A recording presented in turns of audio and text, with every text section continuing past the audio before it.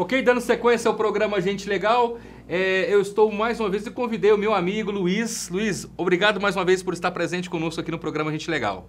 É sempre um grande prazer estar com você, com todos os ouvintes do programa Gente Legal. Espero que, em mais uma oportunidade, o céu se abra sobre nós e que Deus nos dê mais da sua palavra. Eu quero aproveitar muito a presença aqui do Luiz Fontes, que é meu amigo, e a gente vai falar muito sobre esses estudos da palavra. É uma sequência de estudos. No programa anterior, vocês que estão acompanhando, nós falamos sobre o cenário profético dos últimos dias em cima de Apocalipse 13, mas o tempo era muito curto e o assunto realmente demanda um pouco mais de tempo. Então, Luiz, vamos continuar falando um pouco mais sobre Apocalipse 13? Sim, podemos continuar. Por exemplo, ali fala sobre os chifres, né? Tem no verso 1, coloca pra gente aí a produção, no verso 1 do capítulo 13 de Apocalipse, tinha 10 chifres. Esse capítulo é um pouco assustador para quem não tem um bom entendimento, né? Eu te pergunto, tinha 10 chifres, o que são esses 10 chifres?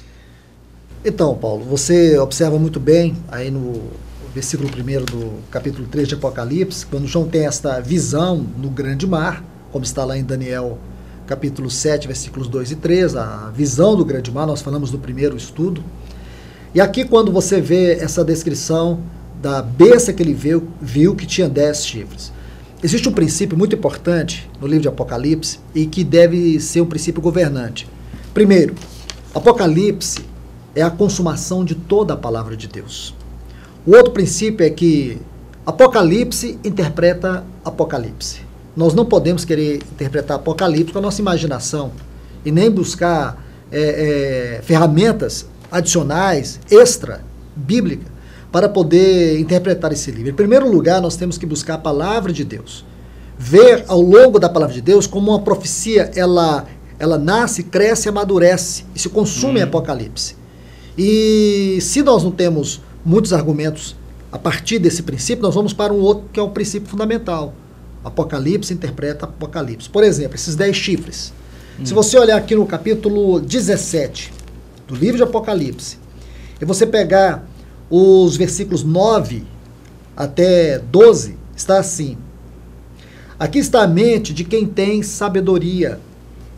As 7 cabeças são 7 montes, sobre os quais se senta a mulher. Podemos falar sobre isso depois, numa outra oportunidade.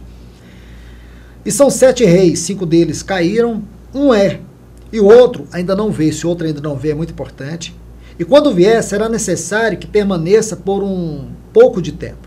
A besta, que era e não é também o 8º rei, e dentre os 7, e caminha para a perdição. Os 10 chifres que vistes são 10 reis que ainda não receberam o reino, mas por uma hora receberão autoridade como reis juntamente com a besta. Então vamos interpretar apenas esse versículo 12. Me desculpe ter feito a leitura dos textos anteriores, só para a gente ter um cenário contextual. Claro.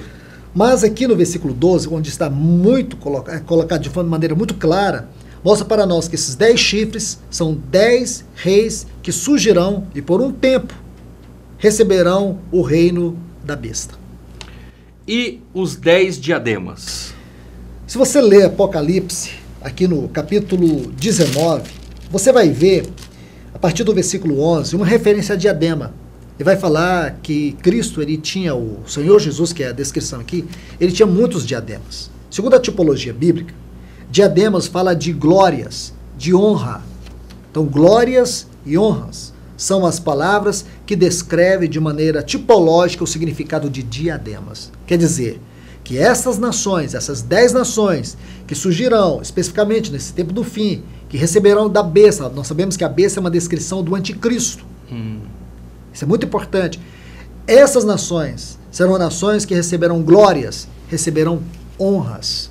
Então, nós não podemos ultrapassar o limite daquilo que a palavra de Deus já nos diz. Então, nós só caminhamos até onde nós temos liberdade de ir. E também no livro de Apocalipse 13, fala também de um nome de blasfêmia. O que vem a ser, o que quer dizer blasfêmia? Então, biblicamente falando, blasfêmia é atribuir a Deus uma obra do diabo, ou o contrário, ou atribuir ao diabo uma obra de Deus. Uma das mais terríveis blasfêmias que existe no contexto do Novo Testamento é a expressão anticristo. É um Cristo que não é o Cristo. Este anticristo, possivelmente, seja este o nome de blasfêmia, porque ele virá para usurpar o lugar de Cristo. Só que Cristo, ele tem a glória da sua pessoa e a glória da sua obra. E a glória da sua pessoa e a glória da sua obra, esse anticristo jamais terá. Porém, é um governo de engano. E só um pequeno parêntese, Paulo.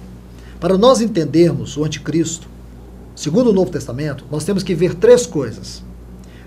A descrição do Espírito, na primeira epístola de João, no capítulo 12, ele vai dar para nós a ênfase sobre o Espírito do anticristo. Depois nós vamos ver Paulo escrevendo aos Tessalonicenses e falando da pessoa do anticristo. E aqui no capítulo 13 nós vamos ver uma descrição do sistema. Então, o Espírito, a pessoa e o sistema. É muito importante você entender esses três pontos para você compreender o que realmente é o governo do anticristo nesse tempo final. Realmente o tempo é muito curto aqui, mas eu gostaria de convidar, Luiz Fontes, continua com a gente aqui no programa, nos próximos programas. Eu quero saber um pouco mais, o telespectador também, sobre esse cenário profético dos últimos dias. Pode ser? Claro. Bem, então no próximo programa a gente vai dar sequência a um pouco mais do estudo da Palavra de Deus, principalmente no livro aqui de Apocalipse, onde fala do cenário profético dos últimos tempos. O programa A Gente Legal agora eu convidei o apóstolo, muito amigo nosso aqui do programa A Gente Legal, sempre está conosco aqui, que é o apóstolo Cleôncio Sattler. Ele vai trazer em 1 minuto uma palavra para te abençoar e a gente já volta com muito mais para você. Confira aí.